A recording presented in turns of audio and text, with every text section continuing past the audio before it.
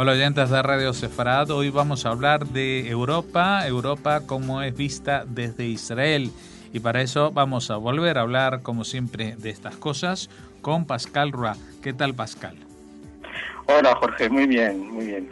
Bueno, hoy más que hablar de un país, que era la tónica habitual en programas anteriores, vamos a hablar de una iniciativa que, si bien está liderada por un país, pues tiene la pretensión de llevar detrás a la diplomacia europea. Estamos hablando de la iniciativa de paz francesa liderada por Laurent Fabius, ¿no?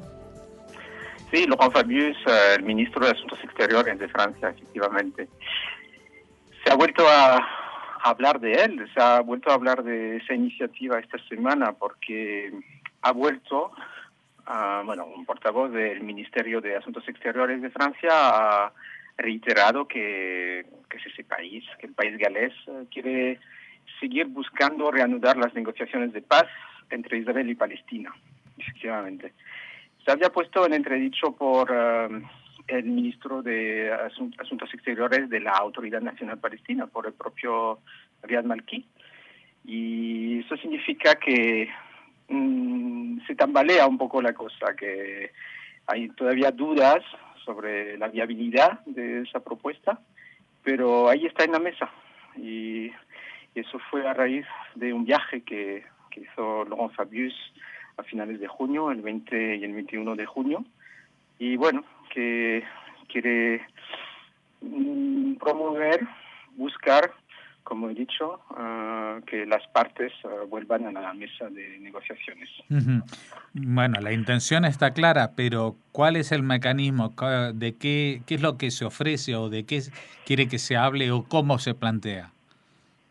Sí, él ha puesto en la mesa como tres partes. Primero, que vuelvan directamente a la mesa de negociaciones las partes, o sea, los israelíes y los palestinos, insistiendo en que no haya ninguna injerencia de terceras partes. Esta es como la condición, o sea, no es condición, es como lo que tiene que haber. Después, a lo largo de las negociaciones, habría con lo que él llama un comité internacional de apoyo, de acompañamiento a las partes, digamos en el último tramo de esas negociaciones, apoyándose en los problemas que se dieron en el pasado, cuando llega el tramo final de las negociaciones. Y uno de los mecanismos que él añade a esa propuesta es un respaldo, lo que él llama un respaldo del Consejo de Seguridad de las Naciones Unidas al final del proceso. Un poco para dar el respaldo, para confirmar esas negociaciones, pero lo que supone es que sea una medida de presión, efectivamente, la resolución de las Naciones Unidas. En un primer momento habló de un plazo de 18 meses para llegar a la paz, poniendo presión, es decir, que si no se llega a un acuerdo al cabo de los 18 meses, pues la comunidad internacional, a través de las Naciones Unidas, podrán intervenir y obligar las partes a firmar un acuerdo de paz. Y esto, por supuesto, por parte de Israel se ve con muchísimo recelo, y Netanyahu, cuando le recibió, el primer ministro israelí, cuando le recibió a Fabius, pues se lo comunicó, digamos, como que él usó una palabra, la palabra de dictat, diciendo que Israel nunca aceptará ningún dictat de la comunidad internacional. Y es una palabra que en español se puede traducir por imposición, pero el dictat viene de dictat de Versalles. O sea, esto se refirió a dictat. El acuerdo de Versalles, que fue considerado por Alemania como un dictat. O sea, es una palabra muy fuerte en diplomacia. Uh-huh. Y así estamos. Muchos en Israel creen que esa propuesta no va a tener mucha viabilidad, pero tiene el mérito de existir después del estancamiento del año pasado con los esfuerzos de Estados Unidos, de Kerry. Es la primera propuesta que llegó a la mesa después de las elecciones también del mes de marzo pasado, y tiene el mérito de existir, y se vuelve a hablar un poquito de las negociaciones de paz en esta región que lo necesita, pero que también tiene muchas más preocupaciones alrededor. Claro. Pero lo que me llama la atención es que el primer punto que él plantea, que es el de las negociaciones directas, yo creo que es el que es más difícil de realizar hoy en día, ¿no? O sea, el hecho de que se sienten a la misma mesa Netanyahu y Abu Mazen me parece lo más difícil de todo. O sea, ni siquiera con Kerry, con todos los plazos, con la liberación de presos palestinos, con el aval de Obama, del apoyo de otras naciones, pues ni siquiera en ese momento se llegaron a ver las caras. Y están a 20 kilómetros unos de otros. A 20 o a 200 kilómetros incluso. No, digo Jerusalén de Ramallah. Sí. Yo pensaba más en los, ¿cuántos son? 150 kilómetros entre Ramallah y Gaza. Sí, bueno, pero esa es otra historia, porque se habla de un Estado palestino cuando en realidad existen dos Estados palestinos ya. Entonces, efectivamente, esto es un escollo, sí. Entonces, no, y digo que la primera parte, o sea, esto de utilizar la presión internacional, pues, y las resoluciones de Naciones Unidas, pues llevamos ya bastantes años con ellas encima y no han servido para nada, ¿no? Sí, además, ese día, el 21 de junio, en esa rueda de prensa, Benjamin Netanyahu esgrimió un argumento de peso, y es que con eso de la presión internacional, la autoridad palestina, los palestinos no ven ninguna motivación para sentarse en la mesa de negociaciones, básicamente. Es decir, si el trabajo lo pueden hacer otros, sin que nosotros nos mojemos las manos, pues podemos seguir así el status quo, nosotros aquí, Hamas en Gaza, y ya veremos qué pasa.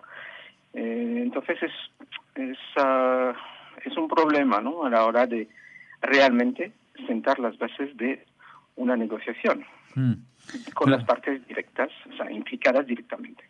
Pero aparte llama la atención de que la diplomacia francesa haya esbozado este proyecto con unos plazos determinados y con presión internacional, cuando está participando también Francia en otra cumbre que lleva 12 años de negociaciones con Irán y que nunca se acaban, que se tenía que haber acabado el 30 de junio, luego se prorrogaron al 7 de julio, ahora parece que la fecha tope es el 10 de julio y tampoco parece que se vaya a firmar nada. O sea, si ellos mismos, participando en las negociaciones, no son capaces de cumplir los plazos, ¿cómo es que los pueden exigir a los demás? Sí, de esto podemos hablar, Jorge, efectivamente, de las negociaciones con Irán. Yo diría que Laurent Fabius, para reafirmar el peso también el peso histórico de Francia en el sector, en el ámbito de la diplomacia, que todavía quieren en Francia que exista, esos esfuerzos, esta iniciativa en concreto en Oriente Medio viene también para suplir la ausencia de Estados Unidos después del fracaso del año pasado. Es decir, a raíz de que Washington empezó a poner en tela de juicio su apoyo incondicional a Israel en cuestión de seguridad, creemos que Fabius intentó aprovechar un poco esa brecha para decir, pues aquí estamos para intentar buscar una forma de presionar a Israel por parte de la comunidad internacional. Y entonces, esto se ve con muchísimo recelo en Israel, Uh-huh. por todos los sectores de la población, porque se trata de una injerencia extranjera. Uh-huh. O sea, es verdad también que hay un sector muy a la izquierda de la izquierda que lo ve con buenos ojos, pero es realmente una minoría. Uh-huh. Bueno, y eso, en cuanto a, sí, perdona, que con el plano anecdótico quizás de que Laurent Fabius es judío, y con el plano anecdótico que mucha de la nueva opinión pública israelí está siendo influida por la llegada no masiva, pero sí muy importante de cada vez más judíos franceses, que ven, me imagino, en esta iniciativa una pérdida de tiempo, ¿no? Sí, una pérdida de tiempo seguramente, sobre todo cuando uno vive en Israel bajo la amenaza constante de, como se han visto los últimos días, de cohetes de Gaza o del norte, de Hezbollah en el norte del país. Pues todo esto es como comedura de cabeza y no se llega a buen puerto y no se va a llegar a una reanudación directa de las negociaciones. Esto es lo que se ve desde Israel en general. Uh-huh. Luego, en cuanto a Irán, efectivamente, Francia también está implicada, como lo hemos mencionado, y forma parte del quinteto más uno, o sea, de los 5 países más uno, es decir, Estados Unidos, Rusia, China, Gran Bretaña y Alemania, que con Francia intentan conseguir un acuerdo con Irán, como tú has dicho, desde hace muchísimos años, y tenía que ser hasta finales de junio. Efectivamente, todavía están peleando sobre los términos del acuerdo, que gira en torno a las inspecciones automáticas en las centrales nucleares, a cambio de abandonar el embargo de armas y las sanciones económicas. Y ahí están todavía peleando para conseguir un acuerdo. Y Francia pues sigue activa en eso, pero sin mucho fruto, digamos, de momento.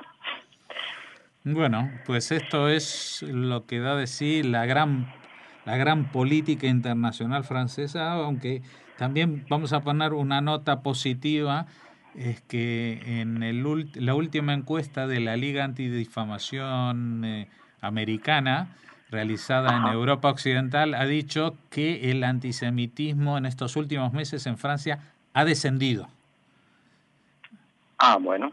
Así que bueno, por lo menos que la gente sea en la calle, pues se ha indignado con lo que ha pasado con el supermercado kosher y con los ataques no solamente en Francia, que también el de Toulouse del 2012, también en la cercana Bélgica y en Dinamarca, y han decidido de alguna manera apoyar a esta iniciativa que también parte del propio gobierno de Manuel Valls, de tolerancia cero con el antisemitismo, así que nos gustaría que también la política exterior francesa reflejara este cambio de actitud que ha tenido el público francés.